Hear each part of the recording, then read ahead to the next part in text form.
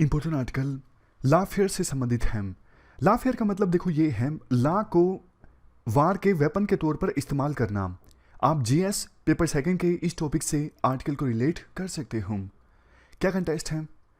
देखो अभी क्वेड के फॉरेन मिनिस्टर्स की जब मीटिंग ऑर्गेनाइज हुई तो उस समय हमारे विदेश मंत्री एस जयशंकर ने यह बयान दिया कि एलएसी पर यानी लाइन ऑफ एक्चुअल कंट्रोल पर चाइना के जो एक्शंस हैं वो चाइना और इंडिया के बीच पास्ट में जो एग्रीमेंट्स हुए हैं ना उनको डिसरिगार्ड करते हैं। जबकि आज के इस आर्टिकल में राइटर ये कहते हैं चाइना के एलएसी पर जो एक्शंस है ना वो सिर्फ पास्ट में हुए एग्रीमेंट्स को डिसरिगार्ड नहीं करते हैं। मतलब ऐसा नहीं कि सिर्फ चाइना के एक्शंस उन एग्रीमेंट्स की रिस्पेक्ट ना कर रहे हों, बल्कि चाइना के जो एक्शंस है ना वो इंटरनेशनल लॉज को भी बुरी तरह से वायलेट कर रहे हैं। आइए समझते हैं कैसे। देखो 15 जून 2020 को आपको पता है इंडियन सोल्जर्स के बीच और चाइनीज ट्रूप्स के बीच गलवान वैली में वायलेंस हुआ। हमारे 20 जवान इस घटना में शहीद हो गए।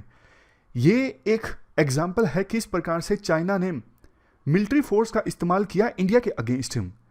चाइना की जो ये एग्रेशन है ना सिर्फ बायलेटरल ट्रीटीज को वायलेट करती है बल्कि यूएन चार्टर को भी वायलेट करती है। और देखो हम जानेंगे आने वाले आर्टिकल में कैसे ये बायलेटरल ट्रीटीज को वायलेट करती है और कैसे यूएन चार्टर को वायलेट करती है। लेकिन पहले आप पूरी पिक्चर समझ लीजिए। देखो चाइना ने गलवान वैली में जो किया ये एक आइसोलेटेड इंसिडेंट नहीं था। काफी समय से चाइना जो है वो काफी ज्यादा एग्रेसिव है, ना सिर्फ इंडिया के अगेंस्ट बल्कि काफी सारे देशों के अगेंस्ट, जैसे फिलीपींस, मतलब जिनके साथ चाइना का काफी सारे आइलैंड्स को लेकर डिस्प्यूट चल रहा है, इवन ताइवान के अगेंस्ट।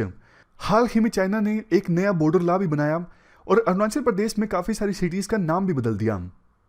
आइए अब जानते हैं स्पेसिफिकली इंडिया के संदर्भ में हम बात करें तो कैसे पास्ट में जो एग्रीमेंट्स साइन हुए हैं ना इंडिया और चाइना के बीच उनका उल्लंघन करते हैं, उनका वायलेशन करते हैं चाइना के ये सारे एक्शंस।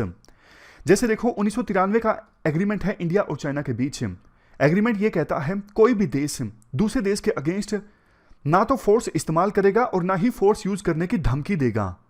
लेकिन चाइना के एक्शंस, गलवान वैली में चाइना ने मिलिट्री फोर्स का इस्तेमाल किया, इसलिए ये 1993 के एग्रीमेंट का वायलेशन है। आप 1996 के एग्रीमेंट का आर्टिकल 1 उठा के देखिए। इसमें यह बोला गया है दोनों में से कोई भी देश अपनी मिलिट्री कैपेबिलिटी का इस्तेमाल नहीं करेगा दूसरे देश के अगेंस्ट। लेकिन चाइना के अगेंस्ट चाइना के जो एक्शंस हैं वो इस एग्रीमेंट का भी वायलेशन है। इवन 2005 और 2013 के जो एग्रीमेंट्स है ना, 2005 का एग्रीमेंट का आर्टिकल 1 और 2013 का एग्रीमेंट का आर्टिकल 8वां, दोनों आर्टिकल्स फोर्स के यूज को मना करते हैं। बावजूद इसके चाइना ने फोर्स का इस्तेमाल किया। इवन देखो 2005 का जो एग्रीमेंट है इंडिया और चाइना के बीच में, इस एग्रीमेंट के आर्टिकल नंबर 9 में साफ तौर पर बोला गया है जब तक कि बाउंड्री क्वेश्चन पूरी तरह से सोल्व नहीं हो जाता दोनों देश एलएसी को स्ट्रिक्टली रिस्पेक्ट करेंगे। मतलब जो जैसी सिचुएशन है वैसी रहेगी। लेकिन चाइना ने आपको पता है अपनी ट्रूप्स आगे भेज दी इंडिया की साइड, मतलब इस एग्रीमेंट का भी चाइना ने वायलेशन किया। अब तो देखो ऐसी खबरें भी आ रही हैं कि ईस्टर्न लद्दाख सेक्टर में चाइना ने बहुत बड़ा मिलिट्री बिल्डअप तैयार कर लिया है। मतलब हैवी वेपन्स इंक्लूडिंग मिसाइल्स वो भी चाइना ने तैनात कर दी हैं ईस्टर्न लद्दाख सेक्टर में। जबकि देखो 1993 और 1996 के एग्रीमेंट्स के अनुसार इतनी बड़ी संख्या में आर्म्ड फोर्सेस और जो हथियार हैं वो जमा नहीं किए जा सकते। चाइना ने ऐसा किया, तब उसके जवाब में इंडिया को भी उतनी ही संख्या में अपने जो ट्रूप्स हैं वो डिप्लॉय करने पड़े।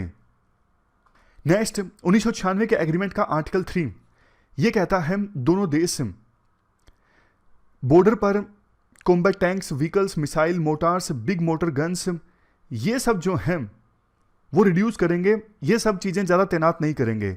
लेकिन चाइना ने इन सभी लीगल रिक्वायरमेंट्स को नहीं माना है और जैसा मैंने आपको बताया बदले में इंडिया ने भी वैसा ही बिल्डअप तैयार कर लिया है चाइना का जवाब देने के लिए।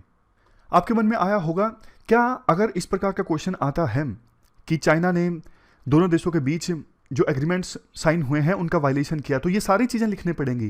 देखो सारी तो याद भी नहीं रहेंगी और ये आर्टिकल वगैरह है ये भी याद नहीं रहेंगे, लेकिन मोटा मोटा आपको 2-3 एग्जाम्पल तो जरूर याद करने होंगे ताकि एग्जाम्पल दिए जा सकें। तो इस प्रकार से ये तो हमने बात की दोनों देशों के बीच में ट्रीटी साइन हुई हैं, उनका कैसे वायलेशन हुआ है। अब बात करते हैं चाइना के जो एक्शंस हैं वो यूएन चार्टर को कैसे वायलेट करते हैं। देखो, यूनाइटेड नेशंस चार्टर का आर्टिकल 2 क्लास 4 साफ तौर पर मना करता है कोई देश दूसरे देश के अगेंस्ट फोर्स का इस्तेमाल नहीं करेगा, लेकिन चाइना ने फोर्स का इस्तेमाल किया गलवान वैली में। लेकिन देखो, यूएन का चार्टर जो है वो इस आर्टिकल में कुछ एक्सेप्शंस भी देता है कब एक देश दूसरे देश के अगेंस्ट फोर्स का इस्तेमाल कर सकता है। यह है सेल्फ डिफेंस में, या तो मान लीजिए पाकिस्तान इंडिया के ऊपर अटैक कर दे तो फिर इंडिया पाकिस्तान के अगेंस्ट सेल्फ डिफेंस में फोर्स का इस्तेमाल कर सकता है, या फिर यूएन सिक्योरिटी काउंसिल ऑथोराइज कर दे तब भी एक देश दूसरे देश के अगेंस्ट फोर्स का इस्तेमाल कर सकता है। और यूएन सिक्योरिटी काउंसिल फोर्स का इस्तेमाल करने की ऑथराइजेशन दे सकती है चार्टर के चैप्टर 7 के अंतर्गत। इसके बाद आर्टिकल में बताया जाता है कैसे चाइना जो है वो इंटरनेशनल लॉ को अपने फायदे के लिए इस्तेमाल करता है। देखो, चाइना में लॉ को कैसे लिया जाता है, आप एक बार वो समझने की कोशिश कीजिए। चाइना की नीति है socialist rule of law with Chinese characteristics की। इस नीति के अनुसार चाइना को लगता है जो कानून है वो तो सिर्फ एक टूल है, वो हथियार है स्टेट की सर्विस के लिए। कानून की ज्यादा इंपॉर्टेंस नहीं है, कानून की सहायता से हम चाइना के जो इंटरेस्ट हैं वो सर्व कर सकते हैं। लेकिन इंडिया जैसी जो लिबरल डेमोक्रेसीज है ना, वहां पर कानून का फंक्शन ये होता है स्टेट की अनलिमिटेड पावर को रोकना। अब जैसे देखो, हमारे देश में हर एक चीज के लिए कानून बने हुए हैं, तो उन कानून के ऊपर तो सरकार नहीं जा सकती ना, सरकार को भी कानून के हिसाब से ही चलना होता है। तभी तो हम बात कर रहे हैं प्राइवेसी को प्रोटेक्ट करने के लिए सरकार कानून बना दे ताकि सरकार भी प्राइवेसी को हार्म ना पहुंचा सके, समझ रहे हो। लेकिन चाइना लॉ को अलग नजरों से देखता है, इंडिया जैसी लिबरल डेमोक्रेसीज लॉ को अलग नजरों से देखते हैं। आप एग्जांपल देखिए, 2016 में ना UN convention on the law of the sea के अंतर्गत एक आर्बिट्रेशन ट्रिब्यूनल का फैसला चाइना के अगेंस्ट आया था, फिलीपींस के पक्ष में आया था। चाइना ने क्या बोला, हम नहीं मानते इस ट्रिब्यूनल के फैसले को, साफ तौर पर चाइना ने मना कर दिया। वर्ल्ड ट्रेड ऑर्गेनाइजेशन में इंटरनेशनल ट्रेड लॉ रेजीम को प्रोटेक्ट करने की बात चाइना बोलता है, लेकिन चाइना की जो पॉलिसी है ना वो है मर्केंटलिज्म की। इस पॉलिसी में क्या होता है, ये एक इस प्रकार की इकोनॉमिक पॉलिसी है जिसमें कोई देश अपने एक्सपोर्ट को मैक्सिमाइज करता है और इंपोर्ट को कम से कम करता है। इसे अचीव करने के लिए वो देश imperialism, colonialism, tariff, subsidies on traded goods, इन सब का सहारा लेता है। चाइना भी वही कर रहा है। चाइना इलीगल सब्सिडीज प्रोवाइड करता है ताकि एक्सपोर्ट को बढ़ावा दिया जा सके, करेंसी को मैनिपुलेट करता है, इंटेलेक्चुअल प्रॉपर्टी जो है चुरा लेता है एमएनसीज की, और फोर्स करता है एमएनसीज को कि आप टेक्नोलॉजी को ट्रांसफर कीजिए। तो ये सब चीजें क्या हैं, ये सब चीजें इंटरनेशनल लॉज के अगेंस्ट हैं। आप और एग्जांपल देखिए, वैसे China nuclear non proliferation obligations की बात करता है, लेकिन चाइना ने काफी सारे देशों को न्यूक्लियर टेक्नोलॉजी प्रोवाइड की है, इंक्लूडिंग पाकिस्तान। इस प्रकार से अभी तक के आर्टिकल में हमने देखा कि इस प्रकार से चाइना ना सिर्फ बायलैटरल ट्रीटीज को वायलेट करता है बल्कि इंटरनेशनल लॉज को भी वायलेट करता है, अपने फायदे में इस्तेमाल करता है। तो अब लास्ट में बात आती है इंडिया के लिए क्या सजेशंस हैं। देखो, इंडिया को भी अपनी strategy of ethical Lawfare develop करनी चाहिए। इंडिया के जो डिप्लोमेट्स हैं बड़े बड़े प्लेटफॉर्म्स पर जो भी स्टेटमेंट देते हैं ना, उन स्टेटमेंट्स में इंटरनेशनल लॉज की बात इंडिया को जरूर करनी चाहिए चाइना के चैलेंज का सामना करने के लिए।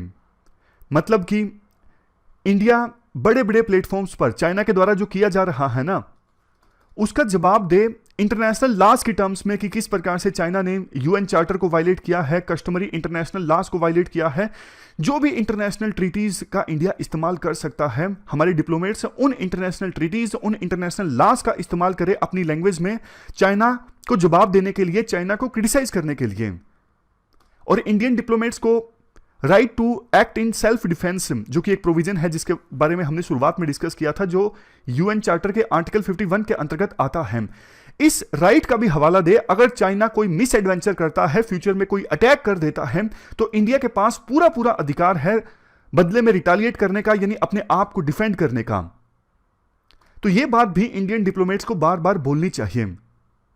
तो इंडिया की जो ये नीति होगी, इंडिया ये सारे काम करेगा, मतलब डिप्लोमेट्स अपनी लैंग्वेज में ये सारी चीजें जब इंक्लूड करेंगे, तो इसकी सहायता से देखो इंडिया वर्ल्ड को यह बता सकता है चाइना के जो एक्शंस हैं उनसे सिर्फ इंडिया को खतरा नहीं है बल्कि पूरे वर्ल्ड को खतरा है।